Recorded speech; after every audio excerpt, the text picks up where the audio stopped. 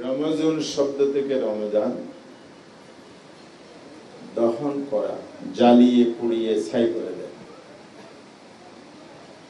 তো রমজান মাসে আল্লাহ তাআলা মানুষের পাপ পঙ্কিলতা সব পুড়িয়ে নিঃশেষ করে ফেলেন, তাকে পবিত্র করে দেন। এই জন্য আল্লাহর ব্যবস্থা আছে তিনটা। আপনার সহায়ক ব্যবস্থা, একটা ব্যবস্থা হচ্ছে আল্লাহ তাআলা রাসূল সাল্লাল্লাহু হাদিসে যেটা আসছে, জাহান্নামের যে দরজা বন্ধ করে দেন, জান্নাতের দরজা খুলে দেন, শয়তানকে শৃঙ্খলিত করা, কেন বন্দী করে। তাহলে আপনার জন্য সহজ হলো রোজা পালনের মধ্যে দিয়ে নিজেকে অপরাধ মুক্ত করা এবং বেশি বেশি নেকি হাসিল করার সুযোগ অবারিতভাবে আল্লাহ করে দিয়েছে। কিন্তু একজন শয়তান ইবলিসকে তো জিনজির পড়ানো হয়, কিন্তু মানব দেহে যে মানব শয়তান মিনাল জিন্নাত ওয়াল মিনাল জিন্নে ওয়ান নাস, মিনাল জিন্নাত ওয়ান নাস, সূরা নাসের মধ্যে যেটা আছে, তো মানব শয়তান কিন্তু আবার তৎপর। সেই কারণে মানুষ রোজা রেখেও মিথ্যা কথা ছাড়ে না, ব্যবসায় ভেজাল দেয়, প্রতারণার আশ্রয় নেই। এক শ্রেণীর, আপনারা না, এক শ্রেণীর লোকেরা। আগামীর অগ্রগতির ভিত্তি আনোয়ার ইস্পাত, স্ট্রংগেস্ট স্টিল সিন্স 1978।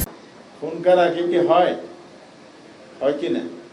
চাঁদাবাজি হয় রমজানে, হয় অন্য কি লেনদেনও হয়। আমি রমজান মাসে একটা অভিজ্ঞতা বলি, হবে যে এটার প্রমাণ। আমি আমার এক আত্মীয় আমাকে বহু জোরাজোরি করে একটা অফিসে নিয়ে গেলেন, অনেক আগের কথা। অর্থাৎ তার ইন্ডাস্ট্রিতে বিদ্যুতের সংযোগ দিচ্ছেন, আমি গেলে হবে। আমি ওই ডিপার্টমেন্টের চেয়ারম্যানের কাছে গেলাম, উনি করে দিলেন। দেখি যে আমার যে রিলেটিভ, উনি পাশের রুমে গিয়ে যেন কার সাথে কথা বলেন। তা আমি পিছিয়ে পিছিয়ে গেলাম, দেখি যে একটা প্যাকেট, ওই ভদ্রলোক অফিসার বলছে এই ড্রয়ার খুলে দিলাম, ভিতরে রাখেন, কারণ রোজা আছি তো, এখন ধরা যাবে না, ইফতারি করে নেব। ঘুষের কারবার কি রোজার দিন বলে কথা, বা রোজা মুখে কথা, রোজা ছাড়া কথা পার্থক্য? হাদিস কি বলে? আর রাশি ওয়াল মুরতাশি কালাহুমা ফিন্নার। ঘুষদাতা গ্রহীতা দুইজনেই জাহান্নামে যাবে। তার মানে আমিও মুক্ত নই যদি আমি দিই, আর আপনি যে গ্রহণ করেন আপনিও মুক্ত নয়, সমান অপরাধ। আমাদের দেশে এই কারবার রোজাতে বন্ধ থাকে, তাহলে এটা বোঝা গেল কি? আমাদের দেশে যেগুলো অন্যায় কাজ, অবৈধ কাজ, সবগুলো রোজার মাসও চলে। কেন চলে? তিনি রোজাদার হয়েও কিন্তু এই অপরাধগুলো করেন। ওই যে মানব শয়তানটা যে প্রবৃত্তি তার মধ্যে লুকায়িত আছে, এটার পরিশুদ্ধি আনতে না পারলে আপনি রোজা রেখে উপবাস যাপন হবে, কোনো লাভ হবে না। রাসূল ইসলাম বলেছেন, যে ব্যক্তি রোজা রাখলো, মিথ্যা কথা ছাড়লো না, অপরাধ থেকে মুক্ত হতে পারলো, তার উপবাস যাপন ছাড়া কোনো ফায়দা নেই, কোনো লাভ নেই।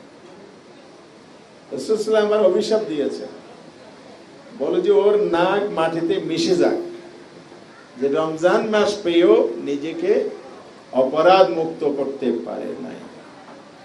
রোজা মাস হলো সেই মাস, যেই মাসে মানুষ অপরাধ মুক্ত হওয়ার সুযোগ আল্লাহ তাআলা তৈরি করে দিয়েছেন। কিন্তু রোজা রেখেও মানুষ অপরাধ করে। কেন করে? রোজার যে আসল উদ্দেশ্য বলা হয়েছে সূরা বাকারায়, হয়তো এগুলো আলোচনা হয়েছে, লাআল্লাকুম তাত্তাকুন, তাকওয়া অর্জন। তাকওয়া মানে কি? তাকওয়া মানে আমরা বুঝি যে বাইরের বেশভূষ খুব সুন্দর, ভিতরের লেনদেনের মধ্যে কোনো শরিয়ার ধার ধারে না, এমন মুত্তাকি আমাদের সমাজে কিন্তু আছে। রাসূল ইসলাম বলেছেন কি, আত-তাকওয়া হাহুনা ওয়া ইশারা ইলা সালাসা মারা, তিনবার সিনার দিকে ইশারা করেছেন। তাকওয়া হলো এই বক্ষের ভিতরে, সিনার ভিতরে, অন্তরের ভিতরে তাকওয়া থাকলে আপনার আমলের মধ্যে এটা রিফ্লেকশন হবে। কিন্তু আমলের মধ্যে আপনি বাইরে রিফ্লেকশন দেখাচ্ছেন, ভিতরে আপনি পরিশুদ্ধ হতে পারেন নাই।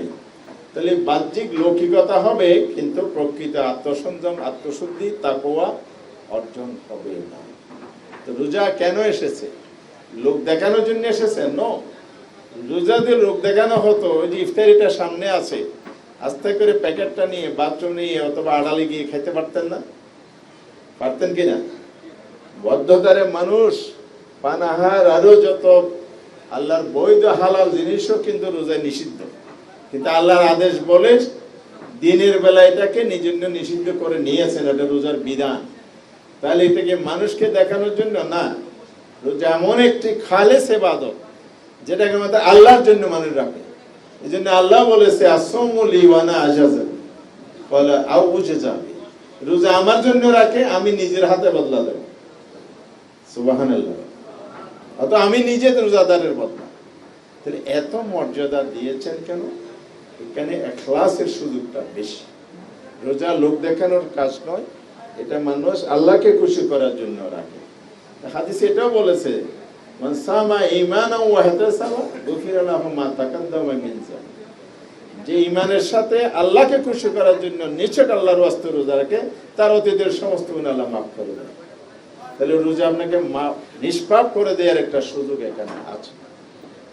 এই জন্য আমাদের চেষ্টা করতে হবে, অপুর যেমন শুধু নয়, আমি কতটুকু নিজের মধ্যে আল্লাহকে ভয় করার গুণাবলী, বৈশিষ্ট্য অর্জন করতে পেরেছি কি না। মাস শেষে যদি দেখা যায় আগের চরিত্রে আমার রয়ে গেছে, তাহলে আমি উপর যেমন করেছি রোজার উদ্দেশ্য হাসিল হয় না। আমার জীবনের মধ্যে পরিবর্তন আনতে হবে। আমি যদি আগে করাপশনের সাথে সম্পৃক্ত ছিলাম, এখন নাই, এটাই আমার পরিবর্তন। আগে আমি চাঁদাবাজির সাথে সম্পৃক্ত ছিলাম, এখন নাই।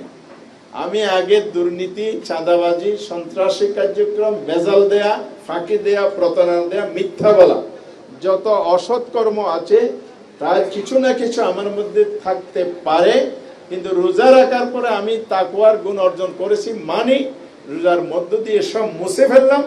আগামীর জীবনটা আমি মুত্তাকির জীবন যাপন করবো, সব অপরাধ থেকে নিজেকে মুক্ত করবো। তাহলেই রোজার উদ্দেশ্য সফল হবে। লাইফের মধ্যে পরিবর্তন আনতে হবে।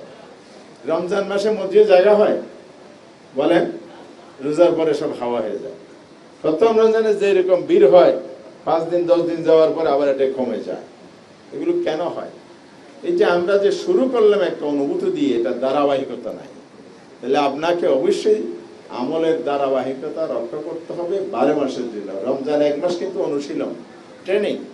এই 1 মাসের অনুশীলন দিয়েই আমাদের ব্যাটারি, যে মোবাইলে ব্যাটারি চার্জ চলে গেলে কি করেন? রিচার্জ দেন। রিচার্জ করেন না?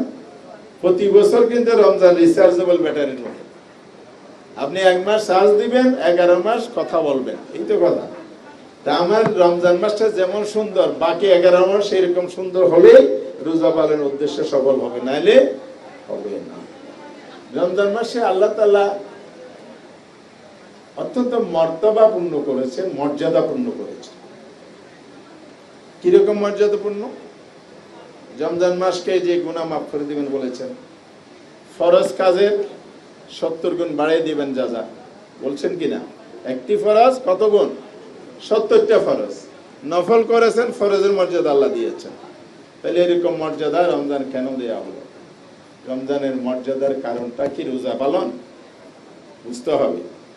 রোজা পালন নয়, শাহরু রমাদান আল্লাযী উনজিলা ফীহিল কুরআন। রমজান মাসের পরিচয় হচ্ছে এটা কোরআন নাজিলের মাস। কোন রাতে নাজিল হয়েছে? ইন্না আনজালনাহু ফি লাইলাতিল কদর, কদরের রাতে। সেই রাতের মর্যাদা কেমন? লাইলাতুল কদর খায়রুম মিন আলফি শাহর। কত?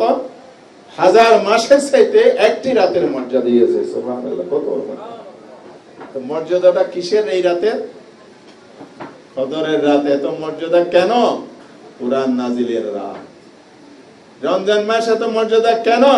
কোরআন নাজিলের মাস। তো মর্যাদা কার? ওই যে আপনার সামনে বোতল আছে না, মিনারেল ওয়াটার আছে তো, খাবার পানি, বিশুদ্ধ পানি, এটা প্লাস্টিকের একটা বোতল। এই বোতলে যদি আপনি মিনারেল ওয়াটার রাখেন, এখানে সযত্নে রাখেন কিনা? পানীয় তো সযত্নে রাখেন না। যদি এখানে আলকাতরা থাকে, আলকাতরা চিনেন তো নাকি, অথবা কেরোসিন থাকে, এটা ফ্লোরে গড়াগড়ি করে। আর যদি মিনারেল ওয়াটার রাখেন, সুরক্ষিতভাবে আপনি ফ্রিজের মধ্যে রাখেন অথবা পরিষ্কার জায়গায় রাখেন। পার্থক্য কি? প্লাস্টিকের বোতল কিন্তু একই ইন্ডাস্ট্রির, একই কোয়ালিটির প্লাস্টিক, কিন্তু একটার মর্যাদা সুরক্ষিত সম্মানের জায়গায়, আর একটা ফ্লোরে গড়াগড়ি করে। এটার কারণ কি? এটা কি বোতলের প্লাস্টিকের মর্যাদা, না ভিতরের পণ্যের মর্যাদা? পণ্যের মর্যাদা পার্থক্যের কারণে। তাহলে আল্লাহ তাআলা 365 কিন্তু সমান, কিন্তু একটি রাতকে এত মর্যাদা করেছে কোরআনের কারণে, একটি মাসকে 12 মাসের আলাদা করেছে কোরআনের কারণে। তাহলে কোরআন নাজিল হওয়ার কারণে মাস মর্যাদাপূর্ণ হয়, কোরআন নাজিল হওয়ার কারণে রজনীটি মর্যাদাপূর্ণ হয়, বরকতপূর্ণ হয়। আর সেই কোরআনকে যদি কোনো ব্যক্তি ধারণ করে লাইফের মধ্যে, সে আল্লাহর কাছে মর্যাদাপূর্ণ হবে কিনা? তাহলে আমার পুরো লাইফটা কোরআন আলোকে গড়ে তুলতে হবে। আর সমাজ যদি কোরআন ধারণ করে, সেই সমাজ মর্যাদাপূর্ণ হবে কিনা? রাষ্ট্র যদি কোরআন ধারণ করে, সেটা অবশ্যই মর্যাদাপূর্ণ হবে কিনা? অবশ্যই হবে। তাহলে আমাদের এই কোরআনের আলোচনা, রমজানের আলোচনা, সব আলোচনা মূল কেন্দ্র হলো মানুষের জীবন, মানব জাতির তার যে পরিচয় আল্লাহ দিয়েছেন, সেটাকে সফল করতে হলে কোরআনের পথ অনুসরণ করা ছাড়া ব্যক্তি জীবনে সাফল্য নাই, সমাজ জীবনে সাফল্য নাই, রাষ্ট্রীয় জীবনে সাফল্য নাই।